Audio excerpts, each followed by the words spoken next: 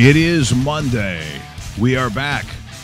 No technical weirdness. Raw Mike Richards from the DKI studios in downtown Toronto out of the Pacific Junction Hotel. Coming up today, golf. And is Tiger back? That answer is no. I know there's a lot of that. He's not going to win.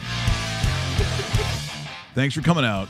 Thanks for almost winning the Valspar, and we'll see you later. But we will talk about it. Oh, you got to talk Tiger. Also, of course, the Raptors were in sort of a controlled scrimmage at Madison Square Gardens, and they played a G League team. Officials and fans and everything showed up for it, too. That was pretty good. I know. And they won by 100 points. What a joke. New York, what a joke. Now, I get that Phil Jackson's no longer stealing from them and ripping them off. But that was like, what, $60 million? Yeah. Over that period of time? What a criminal. From his ranch. Mm-hmm. Oh, my God. Do you blame him if they're going to pay it? You can't blame him. Well, you sit there and you sign up for it, but, man, what a... Like, if the Knicks approach you and say, by the way, while you're at home playing with the little girls and occasionally coaching T-ball, do you want $15 million a year to occasionally send us a fax? People still use those, huh? On who you think, mail us a letter on who you think would be a good draft pick, and you come up with, well, Porzingis is good, and send. Phil wanted to trade Porzingis, though. Remember? A year and a half ago after they drafted him, they were like, Phil was trying to get rid of Porzingis, and they said no to it, and thank God for them, they said no to him. Thank God Porzingis. He's like, thank God I'm hurt. Yeah. This team is terrible. Yeah, so true. Awful.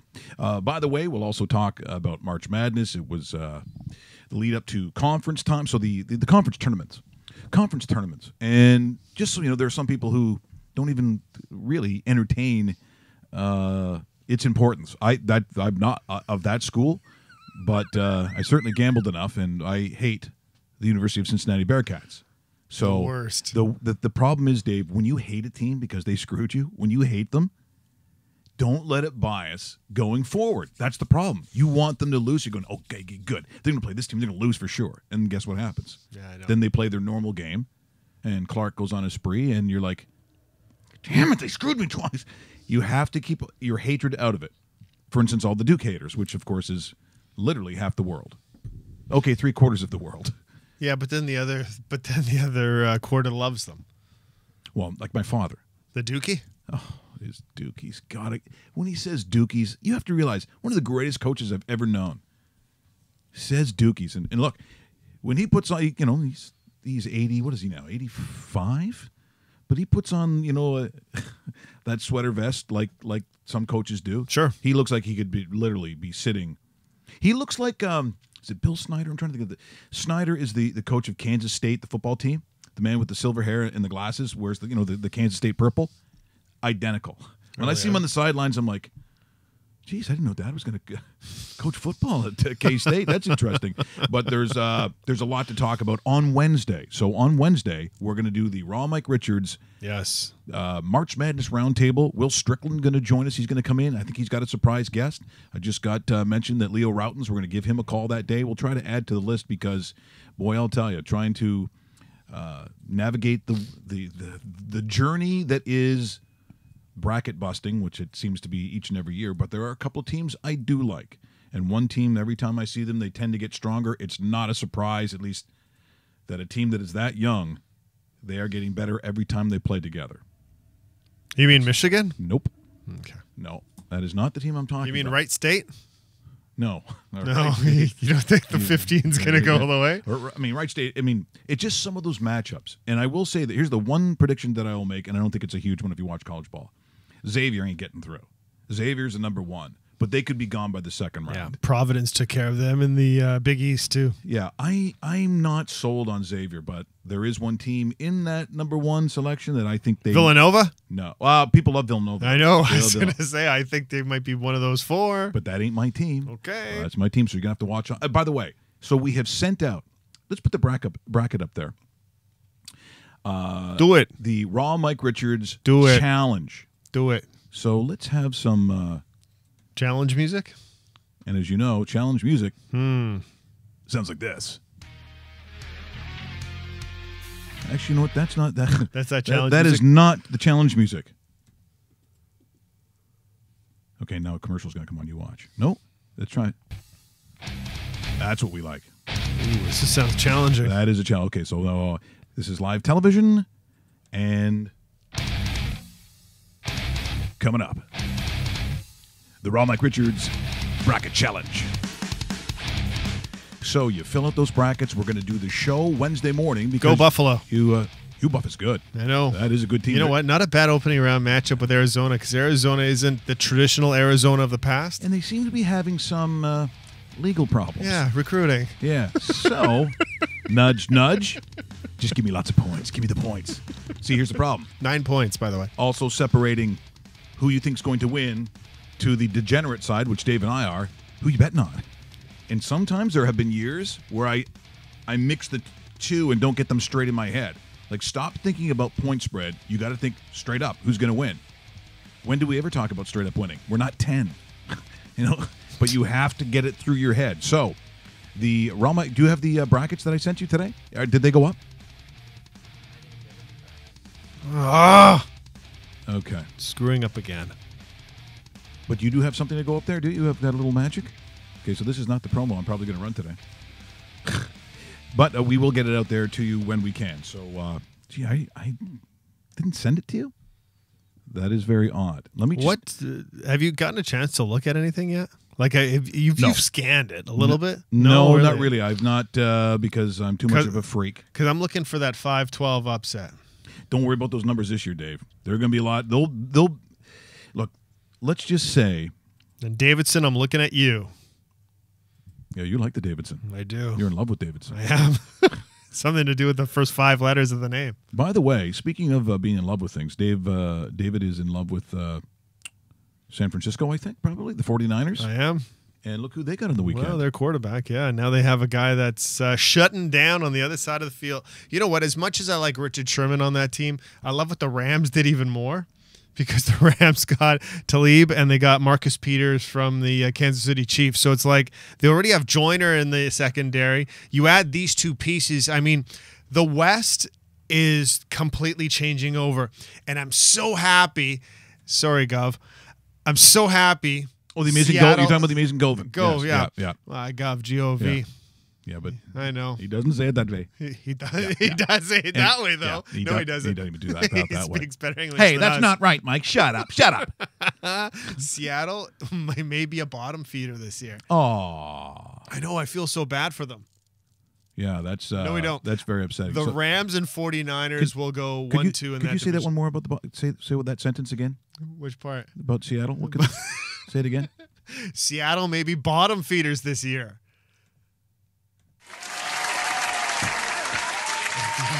Yeah, it took some. That's okay. Wow. Yeah, what am I, Scrizzy? Holy crap, did that take too long? Yeah, that's true. No, Scrizzy would still be looking for the button. Christ, that guy's bad. Anyway, so yeah. That's what friends are for. So the Seahawks may be like that 3rd, 4th place team, depending on what the Cardinals do. You never trust the Cardinals, though, because, you know, they know all about losing. But the Rams and 49ers are going head-to-head for that division. I'm looking forward to it. Not hating it. No, not hating it. I love that. By the way, message from my father. Though he loved the show on Thursday because that was the last show we were able to do. Mm-hmm. Our interview with Jerry Glanville. That's he thought that was very, very cool. He also said that was great and to please stop being so mean to Russell. I never heard that last part. He said, so, he goes, why? I said, Dad, you know how this works. You were a coach for 400 years. The guys that you love, that's who you punk. If I don't like you. That's so true, right, isn't it? If you don't like a guy, and let's say. It's so true. So, Russell, let's say I don't like you. You come up to me in the morning. You're passing me in the hallway. I know that you're, probably the ball boy for the basketball team or whatever. And I truly don't like you. So go by in the hall and give me a greeting. Just to pick up the microphone, give me a greeting, and I'll give you, if I don't like you, what happens. Hey, Mike, how's it going? Yeah, good. Do you see what happened there? That means I don't like you. This looks very cold. Yeah. It almost looks like you don't like him. Yeah. See, I know. All right, so now the way we really feel about you, we like you. Give me the same greeting.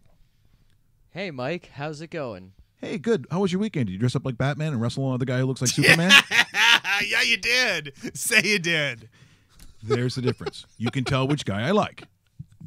You know what? Russell's acting abilities are like 100% better than when we started last year. Oh, no, he's really grown as an actor. Oh, big time. He really has. I used to have our good friend Brad Kowalski, who was in Calgary, and we called him the world's greatest actor, and he produced all that stuff, and I put him in every bit. And people said, it's not a bit unless Brad Kowalski's acting skills are in it. The world's greatest actor. We got to get Russell in some bits. By the way, speaking of world's greatest, let's talk a little golf right now, Dave. Okay, let's do it. And on the weekend, as you saw, formerly one of the world's greatest, Tiger Woods. Yeah. Tigre. Le Petit Tigre. Who wasn't quite good enough to win the Valspar, beating him, Mr. Dressup, and Russell at plus 15. No, they shook a little bit the Tiger-loving universe. And so now people are like, okay, here, ESPN title. Doubt him no more. Please. Tiger Woods is going to win again. No, he's not. Like, after one performance, you're going to base one of the more competitive PGA when you take a look at the entire tour. Yep. On a weekly basis, I'm saying you have 7 guys. At least 7 guys. Minimum. Maybe the top 10. You know, we'll talk to Zucchino when we get a chance. But on a weekly basis, are we not saying, let's say at least 7 to 10 legit guys who can win that tournament? And Tiger all of a sudden is going to start knocking them off? Or even enough to win, I don't mean a major, because I just don't see it. But do we really think if the over-under was 1, so a half, right? Because you got to kind of do it that way. You're not going to make it a push. Yeah. 0.5, over-under. So does he win or lose essentially one more tournament? Or does he win? Can he win one more tournament? I'm going to say he's capable of winning if I'm betting it like you just threw out a number. Yeah, because it'll be a huge number, right? I'm saying no, he does not win this year. Look, he gave you some excitement on the 17th with, what was it, like a 43-footer or whatever. That was a massive putt. So that's what sparks you, because in the Tiger era, of the Tiger slams, he could do that. But you have to be able to shape your shots, I think, in and around the green. And you saw a lot of that. And you know what? Disappointing on the commentary that call wasn't very good for that distance of putt. I agree. Like, somebody should have sat there and went, in your life! Yeah. Even though it's been used. Yeah. I don't care. If that was me, I'm looking around going, in your life? Yes. Have you ever? Oh my! Yes, see? And that was such a lousy call. The guy putts it in from a $5 cab fare, and there was no call for it. And he got it, or whatever. Like, yeah, it was and that's in the hole. Yeah, it's like really? It's like when Dave Michigan calls other teams' goals, and it's in. That's exactly. And a goal. And you know what I didn't like about Tiger's game too? That wasn't very Tiger-like, because everybody's sitting there wanting to parlay what Tiger did 10 years ago. And by the way, it's been 10 years since the guy won a major. 10 years. 10. You know how long 10 years ago? We didn't even know each other 10 years ago. That's how long it's been. 1, 2, 3, 10. Yes, 10, exactly. He nails that putt on 17. He goes to 18 and uses an iron off the tee. Way too conservative. He should have went driver, sand wedge, hole.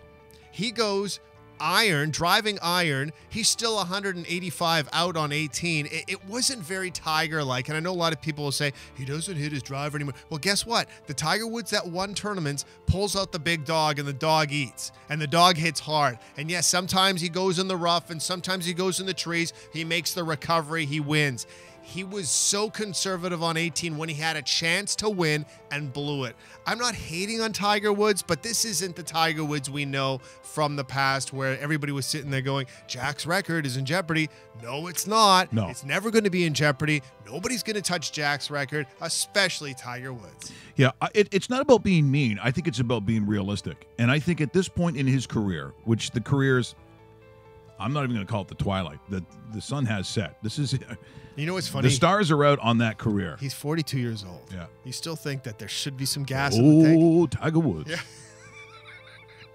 But I'm telling you, I look. Is it exciting? Do I think he's gonna do I think in a tournament like what's the one before the Masters? Is that the Shell? The Shell Houston Open. Yeah. Do I think he'll have? Number one, is he in it? I'm not sure. I don't know his schedule. He's going to be at the Arnold Palmer next week, and that's what I'm really looking forward to because he goes back to back. That was one of his tourneys, right? Yes. Do I think on Sunday he's wearing the red shirt at the Arnold Palmer? Is he wearing the red shirt at the Arnold Palmer? I say no. As a betting man, I'm saying flare up. Miss the cut. Interesting. Yeah, that's what I'm saying. Interesting. Because he knows all about that tournament. He knows all about Bay Hill. He's been at Bay. It's funny, they were talking about Tiger Woods during the broadcast. He has 4 or 5 different greens in his backyard, and one of them is cut like Bay Hill for the putting green. So it's a little bit higher, a little bit, so it's funny because he's won there so many times. Can this version of RoboCop win at Bay Hill? Because that's essentially what he is. This is home court advantage for Tiger. And I've got to say, I'm unsure if he'll make the cut. See, if he doesn't make the cut at that course, then that's what I'm saying. The red flags, wherever they are, they're up. Yeah, you lost in your own bathroom. They're up. Yes. That's really how I'm looking at it. And I will be very skeptical. And look, if you're a betting guy, what happens after a team goes to double overtime? And because this is the equivalent for me for Tiger Woods coming one stroke away from forcing a playoff in a tournament that happened yesterday, the equivalent of Davidson beating Rhode Island. And if this were a conference play and Davidson plays a team next, what do bettors do? Yeah, they go hard against the guys who just had a tiring and emotional and a huge win, and that's in any sport. Let's face it, that's almost in any sport. So I'll be very curious to see what happens Arnold Palmer wise, and I'm not going to be surprised if it goes the other way. Now, when it comes to Tiger Woods, that being said, all the negativity that I just spewed out, but I'm just trying to be honest. I'm trying to be raw, like the show, raw. Ooh, I like it. There have been some moments that I thought were pretty good. Now, this comes a bunch of years ago. I'm not sure which tournament this is. And I know people get on Phil. Fig Jam. If you don't like him occasionally, that's going to come up. Well, for Tiger Woods, this was a great moment, I thought. Not sure what tournament it is. And quite honestly, when they have those marshals that say, now on the tee box, Dave Bastel from Jupiter, Florida. Hey. And then they'll sometimes say the tournaments that you win. Well, I'm assuming this is property of the PGA. I don't know because they're not playing it. There's no little thing on there, but we get gooned all the time. But here is a great moment where Phil Mickelson, who's playing with him, as they're going through all the wins, this is during the Tiger Slam era, all the tournaments that he's won, and apparently Phil, who's bouncing the golf ball off the face of his driver, you can hear the click, click, click, click, click, has had enough of the Tiger love off the first tee box. Championship. Winner of 34 PGA Tour events, including the 2002 Masters Tournament, the U.S. Open, the Bay Hill Invitational, the Buick Open, the American Express World Golf Championship. All right. We know. Good for him. Good for him. Awesome. That was awesome. So we go from awesome to not as awesome. And maybe you've seen it before, maybe you haven't. That's the worst announcer ever, by the way. Oh, yeah. It's. What, do they just hire the first person that signed up on an application? Shouldn't you have some sort of command of whatever? Old Ethel's probably been a member there since. Yeah, I know. When they say 1903. That's probably how she said it, too. Charles Barkley. Yes. How a guy who was a bona fide, not only a collegiate athlete, but he's Hall of Fame, is he not? Yes. Barkley? Okay. Hall of Famer in the NBA. How can you not figure out golf swing? I know it's not the same kind of mechanics, but I don't understand in his head how he doesn't see that it's not one continuous motion, once again due to popular demand. Here is the strangeness and weirdness of Charles Barkley trying to hit a golf ball.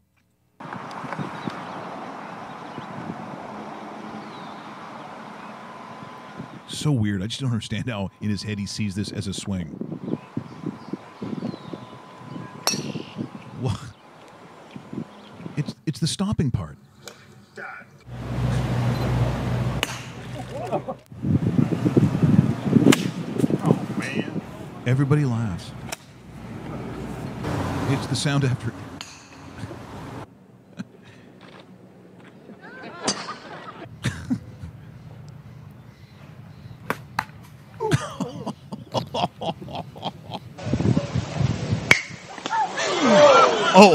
Oh my. That wasn't good. That's gonna. Like, how do you.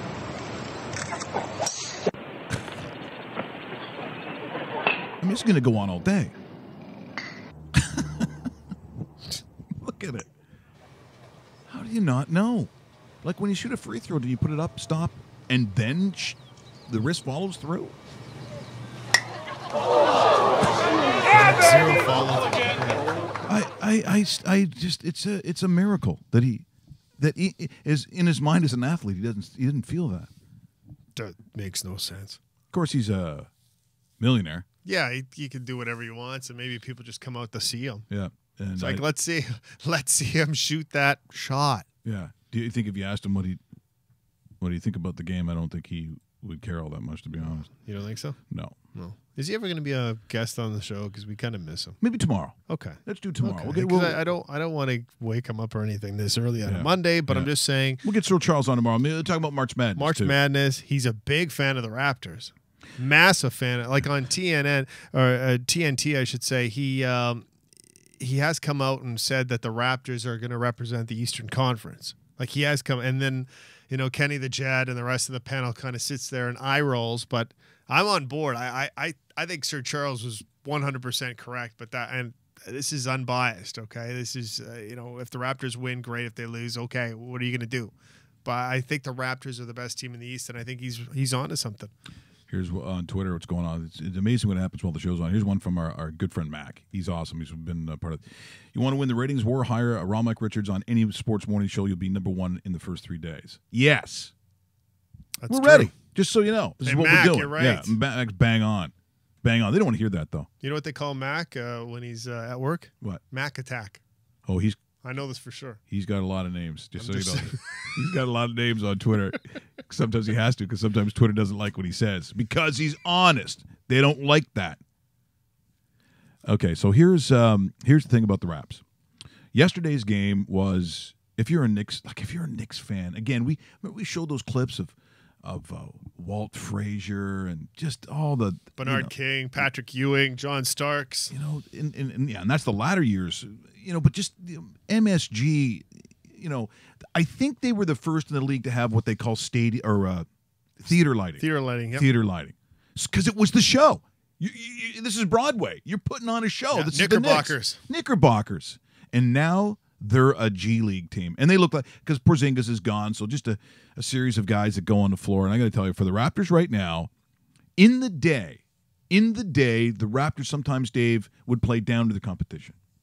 So they'd go up against teams like Charlotte, and they would lose. Even if they were better than Charlotte, they would, and they usually have been. Charlotte have been terrible from time to time. Well, okay, a lot of the time. Mm-hmm. And they would still lose. Teams like that, they would struggle against. Now, they are really putting the boots to it. So a property of the NBA and NBA broadband properties, here's the whipping, or part of it, that the Raps gave the Knicks yesterday.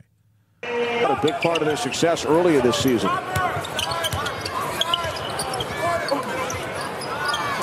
There's Van Vliet hitting a three.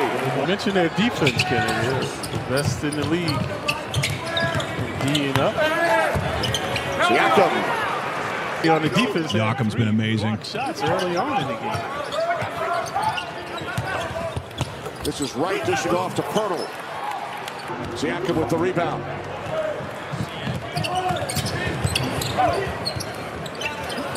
Right from three.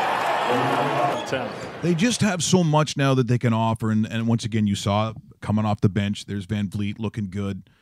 They can rest their star. I mean, there's a time where if Kyle wasn't on the floor, than you really had to worry about. Now I don't think they have that kind of concern. In fact, I think if you're in the NBA right now and you're taking a look at how playoffs might unfold, what is the one thing that I think more than any other year that if you play the Raptors that you're concerned about? It's got to be that second unit, because the second unit that they put on is better than yours. Yes. And so when you're sitting there watching, second unit is comparable and can defensively shut down a lot of people's first. That's the thing, and a lot of people sit there and go, "What? That makes no." It makes total basketball sense. It does, and the funny thing about this Raptors team, if they wanted to, and they have at times this season, they make full changes. It's almost like a line in hockey that comes off the ice, and it's unheard of. It's just weird because you sit there and you go, "Wow, it's the starting five are on the bench," and a lot of times, like for example, yesterday against the Knicks, a lot of people may not know this, but there's and you should know this because moving forward there will be even more and more of these things. There's a lot of game props on Sports Interaction, and I couldn't recommend them even more to take a look at. But if you look at yesterday's game, raise your hand if you thought DeMar DeRozan had single-digit points, because he scored 9 points in this game. They scored close to 140 points, and their top scorer scored 9. That's telling you exactly what this bench looks like. Wright with 10, Siakam with 9, Miles with 13, Van Fleet with 11. It just so good off the bench, Mike, where you don't necessarily need DeMar in these kind of games. You could rest him properly for something of more significance, but it's been very good, and they've been very good this year. They'll crush Brooklyn on Wednesday if you're looking at numbers and odds. And trying to match it up too with some college games. Oh, mama! Sorry, I get excited. Actually, this is a pretty cool thing. So one of our, and these are really. From time to time, I've received some stuff from Brian. And Brian sends in a really cool message to me the other day. This was just after, actually, I was wearing the Tie-Cat jersey for the Jared Glanville interview. Said, "Hey, Mike, one of Bastel's fellow Slovenians here." Welcome. Which is, welcome is Slovenian. It's good. My cousin Matt Stajan is close to his 1,000th career game. I started a page to raise funds for the Alberta Children's Hospital to honor the occasion. It's a place that's close to his and Katie's hearts. If you don't mind sending out a message, I really appreciate it. I'll even overlook the Tie-Cat fan thing. All the best, and I hope you're doing well. Miss you on 1050, but your new show is truly raw, and I love it. Link to my fundraiser is below. Thank you so much. So we wanted to get that on here today because, of course, we weren't able to do it.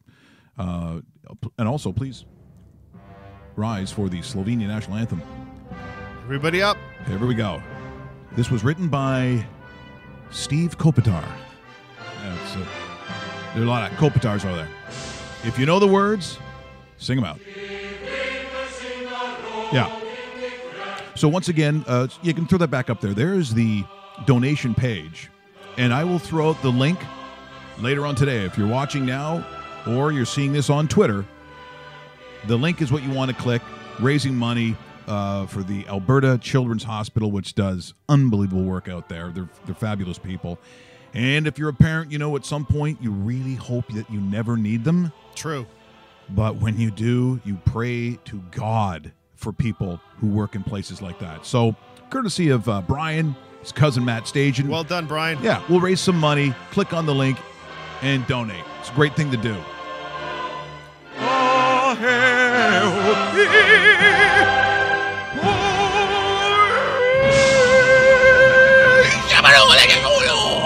had no idea you knew the anthem. Yeah, there you go. Fantastic. Started off nice, ended horribly. It's really the trait of the show, isn't it? Way better than Fergie, though. Yeah. Way better. Oh, my God. Just saying. Oh, my God, please. That I was know. so bad. Once again, we'll talk a little hockey here in a second, but because basketball, it's in the air. It's in the air. If I show any college stuff, who knows what's going to go on. Now, is this the high school one? Is this the, because this is crazy. So, very often you have the halftime game shows and all that kind of stuff. We saw a bunch of it. They're going to give away, and I think it's a high school or a small college. I'm not sure where this is from. It just caught my eye. You know, you normally have to make a certain amount of shots, just like they do in those games, and you get, 1,000 for this, so it's easy. 2,000 for that. It's a series of shots you got to make to win the whole 10,000.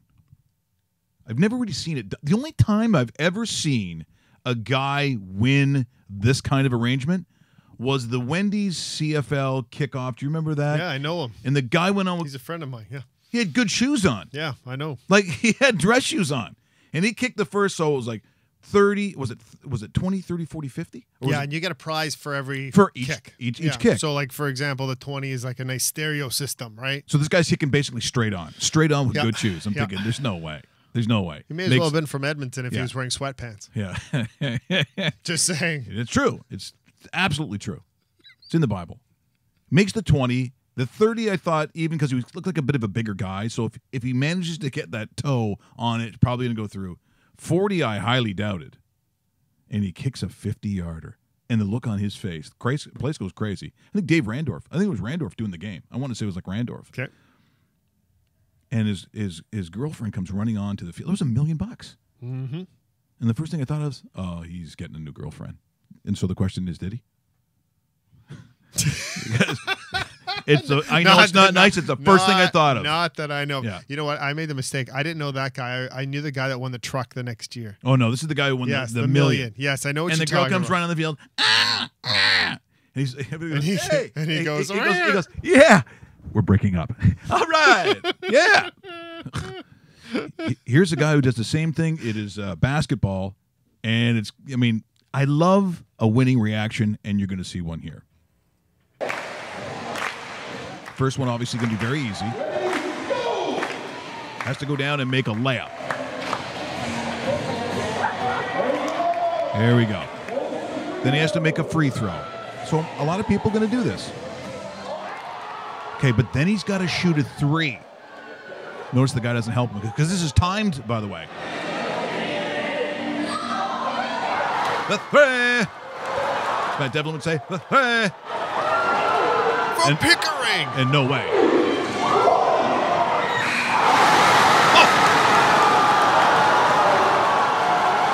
From Saskatoon.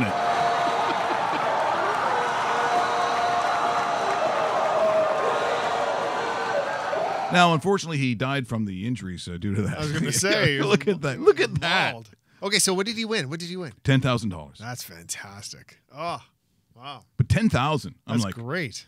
Could solve a lot of problems. But I made a free throw and a 3. You have guys on the Knicks. Yeah, no kidding. And apparently guys from Cincinnati, the Bearcats, who can't make a free throw. So true.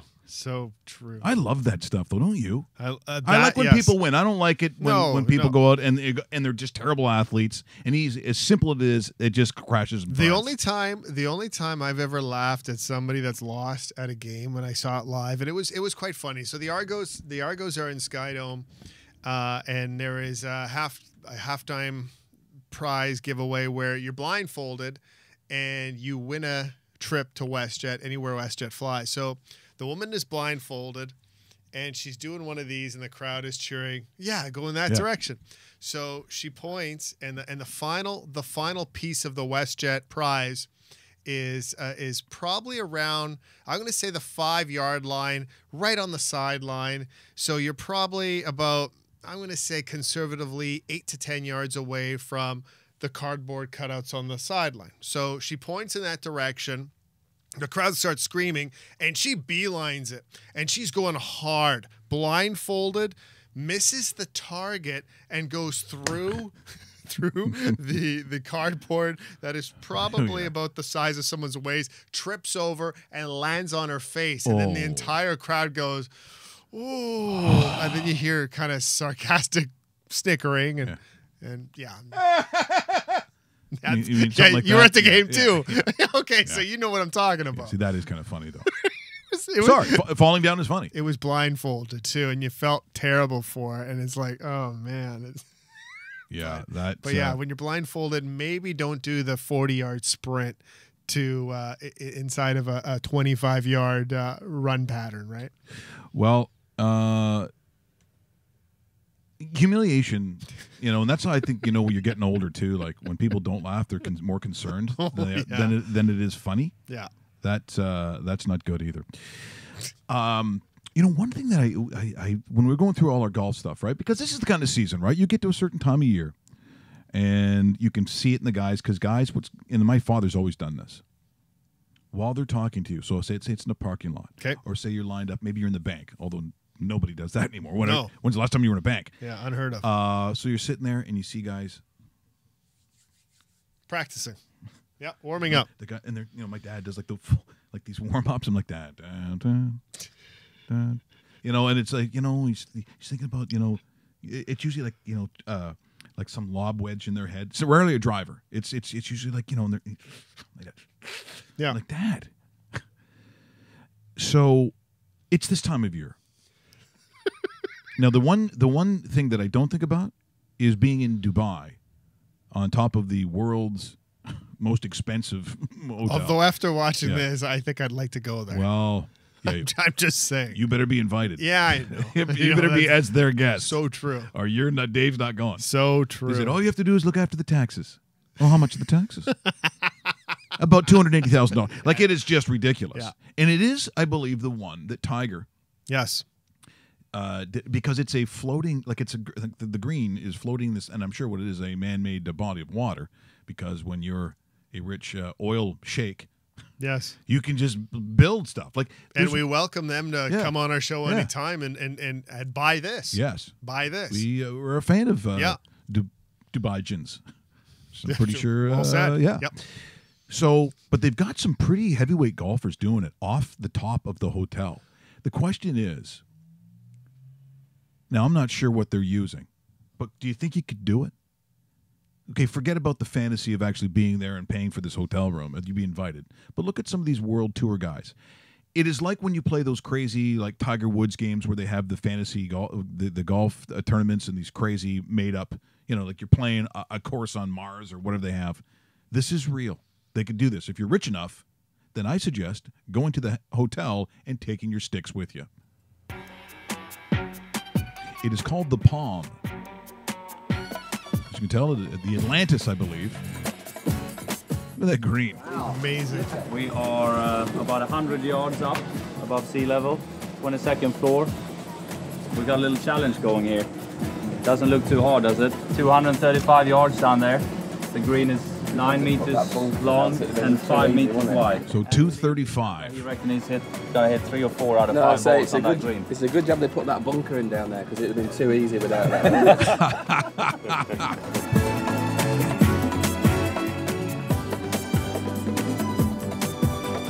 You know what the weirdest thing is? I'm like gripping the club so hard because it's going on and let it go.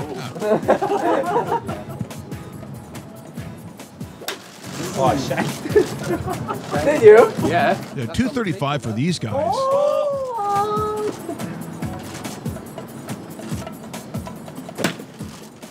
Yeah, because you're 100 yards up. You'd have to see even if you made it or not. What was that? Uh-oh. Uh-oh. Uh-oh. Uh-oh. It's right on line. Right on line. He's done it. 10 feet left. Look at that. Because here's what the interesting thing is. Amazing. Like 235, almost everyone watching or listening to this, unless there's something that, I'm That's a heavy par 3. But, That's a very heavy par 3. But guys, even if you took out your driver, if you don't hit it that far, most guys are probably going to make a 235. Yes. It's in that range. Like, you'd have a shot at it. But accuracy-wise, well, that's the problem. That's big time hard. Because if you're using say you're using a long iron like a 3-4, or if you're using a 3 wood or something like that. I'm on that. See, you're so high up though. How far does it like that takes into account, right? Exactly. That's where you have to kind of obviously you're not going to expect to get the range of it on 1 or 2 shots, but if you have the opportunity to do it, say you're using a 3 or a 4 iron, those don't stick when your ball lands. And you're only looking at, what do they say, 9 meters was the green? But if it's dropping from like that's true, like from an airplane, it's probably going to stick. I don't know. Otherwise, if you use a 3 wood on a normal, you're not sticking That thing rolls. Yeah, you're not sticking that. No. So Russell, as you're watching that, I saw you getting a little excited. I know how your mind works. Do you think that, because you said you're going to work real hard to improve your game, could you make the green? Definitely, 100%. God, no. Not a chance. Yeah. Not a chance. He couldn't on 100 shots. I say the average person is going to take. Like, do I think that I could do it with under 10 shots? Yes. Yes. You think I could? Yes. Yes. That's pretty narrow from. If I put enough rye in you, you could probably do it under 5 shots. Well, there's the difference. If they're triples, if you're I might get an under 5. It's sad, folks. If you're in I'm Dubai, not making this he up. gets better the more he gets fueled. People have seen it's spinach to Popeye. True, it is. Rye. Alberta Premium, by the way. Oh, very good. I was old school on that one. Yep. Okay, so let's also, because as Gino, do you call him Gino? Malkin? You know what? If I'm with Joe Bartnick, I do. Because you'll understand it a little more, but it's Evgeny Malkin to me. Yeah. Okay, so Gino Malkin. By the way, that's your Hart Trophy winner this year.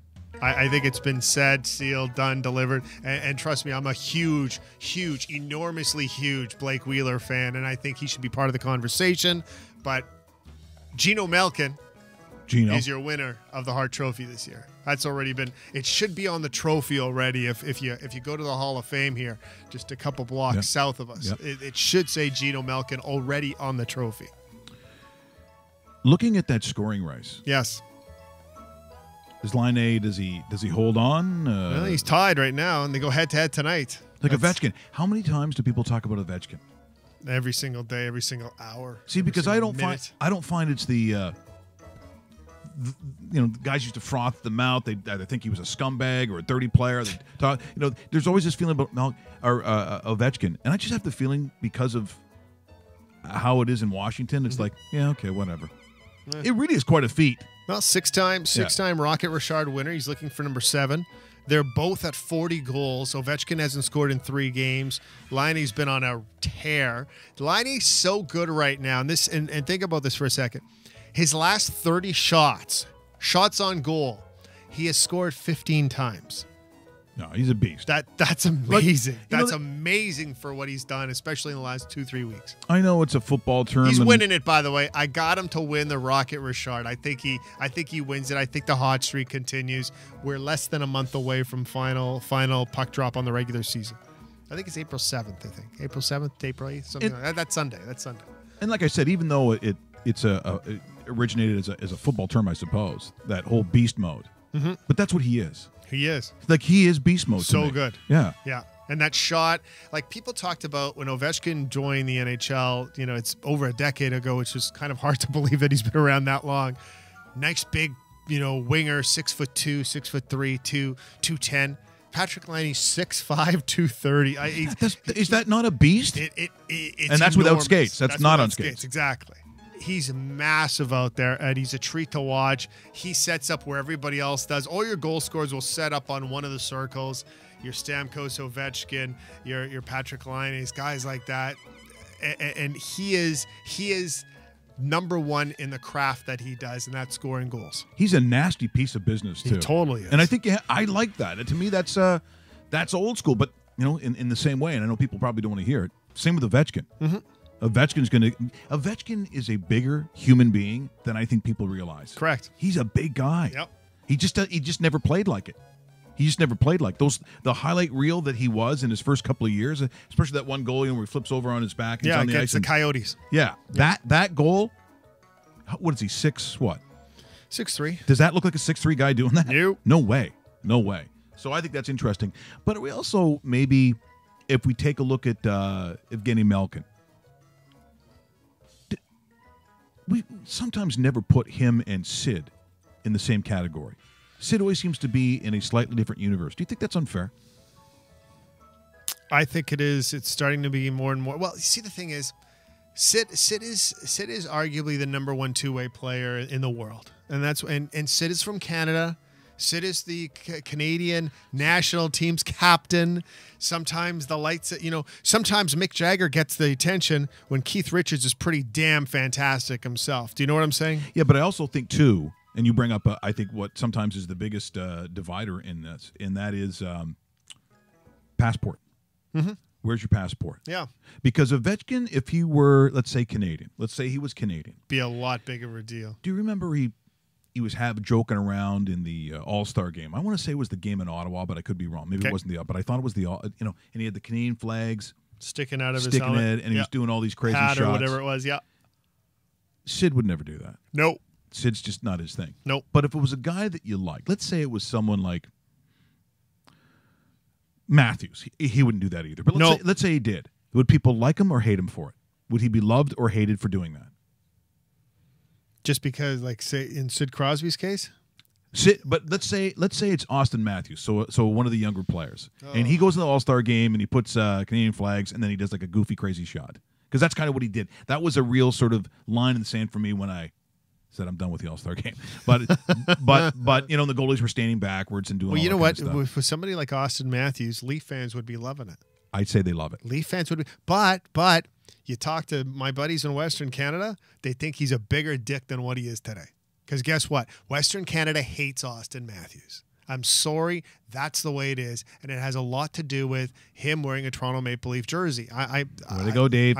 Someone's crying now. You got someone crying. I'm just telling. That's the truth, though. It's the truth. They don't like this American guy from Scottsdale wearing a Maple Leafs jersey in the biggest city in Canada, and that's. I'm sorry. I know there's Leaf fans throughout Canada, but as much love as they do have in certain places, there's equal or double the hate. But this, is a geographical. It totally is. It totally is argument. If Austin Matthews plays for the Buffalo Sabres, just an irrelevant team like that, the Ottawa Senators, talk about no relevance at all. Maybe the biggest embarrassments in the NHL. They probably don't care as much. I'm just saying it has a lot to do with the jersey, which I think it's a knock, and it's too bad because I think he's a very good player. We briefly touched upon the NFL, and as we mentioned that Sherman is now going to be a 49er. Yeah, massive. But you know what? And I don't know if it gets passed over, even though it was of, I thought, significance. Tyrod Taylor. Now, I guess when you're benched and Peterman comes in, maybe you've got a feeling that maybe things aren't going well, because that to me was this is a team that literally is playoff bound. Yep. Or at least they're in that race. I mean, it's a legit team that is going legitimately to a playoff, and you put in a guy who is not their future at all, and you put him in, and then Taylor has to come back and play. Well, he gets dealt to Cleveland. Now for him, is it a good move, bad move? But I think if you're Cleveland, you did all right on this. Yeah, I think it's a placeholder. I think the Cleveland Browns are going to draft a quarterback with numbers 1 or 4, depending on what they go with. And it is a placeholder quarterback, which isn't the worst idea for Cleveland. I love what they have done with the receiving core, because you put Jarvis Landry in there with a Coleman who's already in place, a Josh Gordon who seems to be, knock on wood, clean again. Those are 3 very good receivers. If they have some sort of running game with Duke Johnson, Tyrod Taylor is a very serviceable quarterback. If Joe Thomas returns to the offensive line, which he should, the Cleveland Browns, and just wait for me, the Cleveland Browns might win 7 games next year. That's how good this Cleveland Brown team can do. And I know it doesn't sound like a great number when you're 7-9, but for the Cleveland Browns to win 7 games after what's happened the last 2 seasons, somebody's going to win a Coach of the Year, and it's Hugh Jackson in Cleveland. Well, let's talk about some of those other free agents, because we are in that era or that time frame right now for the NFL. Yep. Kirk Cousins is the pretty girl to dance. He certainly is. And what we're hearing about Kirk Cousins right now is he's not going to be accepting any visits from teams or anything like that. Your 3 front runners, the Vikings are the favorites. Number 2 would be between the Jets and the Broncos. And I think number 2 and 3 are distant 2 and 3. I think he's going to be wearing a Minnesota Vikings jersey within the next week here when it actually comes to pass. It's going to happen fast, and he may become the richest quarterback in the history of the league. I'm sorry. I know a lot of people are sitting there going, Kirk Cousins? It's like, yeah, Kirk Cousins will be the highest paid quarterback is what I'm predicting in the NFL. If he goes to the Vikings, and again, it's sort of that domino effect. Depending on where he goes, it will have that chain reaction of who people are going after following that. So if it's a Case Keenum, for instance, yes, are the Broncos available? Is he a Jet then at that point? I hope not. The Cardinals also probably in that conversation. But these are teams that are looking, right? Yeah. And Buffalo now sitting with nobody. Yes, really. And you're talking about the chain reaction when Kirk Cousins gets scooped up, and likely it's the Minnesota Vikings. Teddy Bridgewater is going to be the hottest commodity out there, and somebody's going to want to take Teddy Bridgewater, who's a former first-round pick, and should be able to plant himself into an offense and do decently. I'm not saying he's going to win you playoff games, but he should be able to move an offense successfully. He's going to be a hot commodity, and that's crazy to even think about considering he hasn't played a game in over 2.5 years. If I'm Teddy, the one place that I think I'm looking at, a team that I believe probably has a strong enough defense, so I'm getting the ball back because that's part of it too. If he has the right protection, I might take the Broncos if I'm him. That's interesting because they do have a very good defense, and they do have a couple of weapons on offense. I think the Broncos are front runners just because they are looking for that quarterback. Don't sleep on the Miami Dolphins. He's from the Miami area. I know they have Ryan Tannehill in place, but I don't know if they're sold on him just yet. So that could be a possibility. Don't sleep on the Jets. I wouldn't go as far as saying that somebody like a New York Giants could be looking at a Teddy Bridgewater, considering that Eli's time is almost up. If Eli plays next season, it might be his last season. But the Giants are also looking at drafting a quarterback, so that may throw a little bit of a wrench into the situation. And I don't think if you're Teddy Bridgewater, you're wanting to go to a team that's drafting second overall, and we're plucking our franchise quarterback who will play for the next decade. It also depends on the kind of market you want to play in. If you're not a New York guy, because that is, as you know, Dave, it is a different world. It is a world city. Yep. It lives and breathes 24 hours a day. And guess what? If you're the quarterback for the Jets, everybody will know your face and your name. You might want Denver's kind of a small market in comparison. Denver, you might want to go there. Gorgeous city too. Yeah. By the way, throw the Buffalo Bills into that Teddy Bridgewater conversation as well. Yeah, because I don't think Nathan Peterman is going to be the answer at all. He better sorry, not. He better not. No. And just like it's so weird that one team like the Vikings is going to spur on almost an entire league of free agents in one position at quarterback. But you also have to think about Sam Bradford, too. Where is he going to go? Well, he's going somewhere, right? Yeah, and I just don't know, quite honestly, if you really want to take – if it's me, I'm not that interested because I think not only is the time passed, but I think there's a slight damaged goods feel to it. Completely. I just don't see him taking a team to championships. I don't. Nice player if you could get him on a flyer, but you can't commit massive money to a Sam Bradford and expect to say, okay, well, here's our offense and here's our offensive playbook, and Sam Bradford's on the cover of the offense. That cannot possibly happen because if you're looking at over-under games for Sam Bradford in 2018, it's probably around 6. So, and a lot of people are probably pressing the under button, and you know what, for good reason.